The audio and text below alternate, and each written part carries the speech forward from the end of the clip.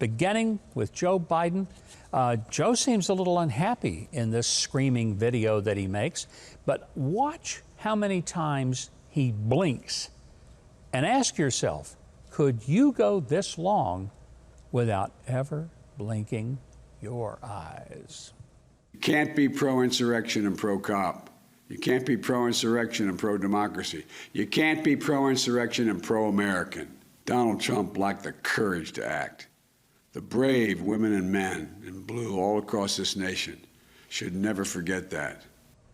Man, I don't know if he's got dry eye syndrome or what, but he never blinked his eyes in that whole thing. It's unreal. That's scary, too. He has scary eyes. It is scary because he's like staring at, like, please don't blink. If you do, you won't be able to read the teleprompter. I know I can't go that long without blinking. Yeah. Maybe if I was drugged. Maybe. I don't know. I just know that poor Joe, he stands up there yelling at his teleprompter. I'm not sure who he's yelling at, if he's yelling at you and me, if he's yelling at some imaginary person. You know, the person he shakes hands with as soon as he walks away from the podium, turns around and shakes hands to the ghost. You've seen that several times. He's not just once, but several times. He'll finish the podium and he turns around. There must be something on his card that says, shake hands with the people behind you. And so he turns around and sticks his hand out. Of course, there's no one there. And then he finally looks around and then he walks off. It's pretty interesting. Might be something with his eyes. Could be.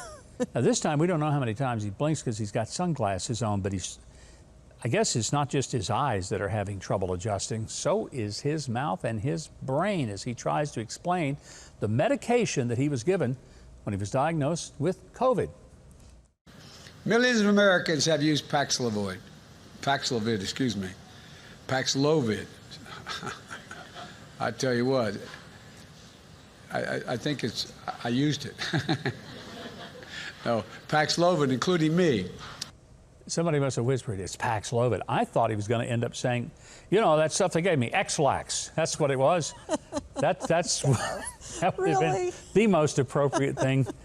But if they did, we'd probably still have the same speech. Yes, but the addition of the sunglasses, maybe a great idea for the eye thing. Send him outside. We can justify wearing sunglasses, and we'll never see how many times he doesn't blink.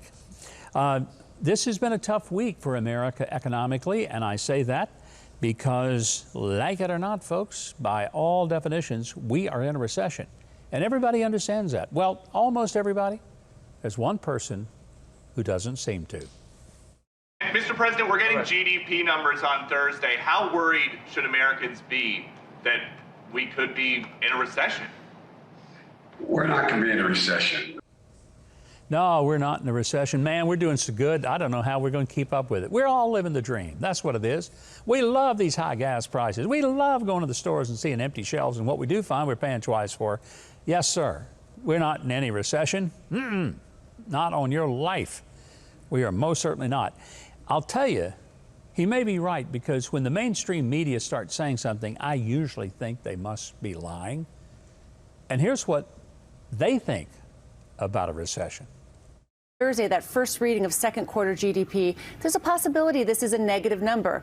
2 consecutive quarters of negative growth. The definition of a recession is a decline in output for 2 consecutive quarters, or about 6 months. A recession is just 2 consecutive quarters of economic decline. When we talk about the possibility of a recession, what is a recession? A recession is 2 consecutive quarters. 2 consecutive quarters. 2 consecutive quarters. 2 consecutive quarters of declining GDP. Because, as you know, it's 2 consecutive quarters. Now, what was interesting about that was that not one of those clips came from Fox or Newsmax. Every single one of them from either CNN or MSNBC, all of whom 100% agreement that when you have 2 consecutive quarters of negative growth, you're in a recession. That has been the economic standard. It's been the way people have looked at things. It didn't matter whether they were Democrat or Republican. It was just a sort of a given economically. The only people who don't believe that, they used to believe it, but they don't anymore because they're running the show, people at the White House. Brian Deese, who's the economic advisor, he seems to think what Joe thinks. 2 negative quarters of GDP growth is not the technical definition of recession. It's not the definition that economists have traditionally relied on. Well, see, that's just an outright lie. Even he, as you saw, we put it up there on the screen, in 2008 said exactly what everybody else is saying. 2 consecutive quarters of negative growth is a recession. But somehow it is not in his world. And I find it interesting that even the panel on CNN, normally they would do, they would slice their own wrist on air to show their love and fealty to Joe Biden. Here's what they had to say about this being a recession. Panel. Chris Cillizza, inflation affects every American directly. The Biden administration is trying to point out the definition of a recession is nuanced.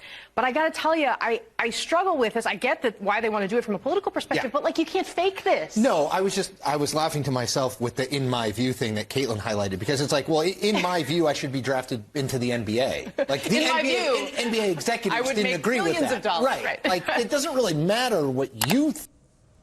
See, I kind of like that whole approach. Yeah. Because Chris Cillizza was essentially saying, I can just imagine it, and it's okay. Yeah.